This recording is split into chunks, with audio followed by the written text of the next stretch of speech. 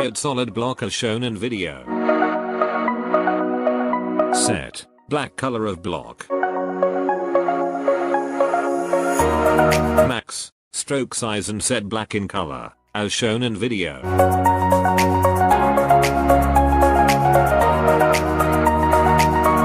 Again, max blur radius of stroke.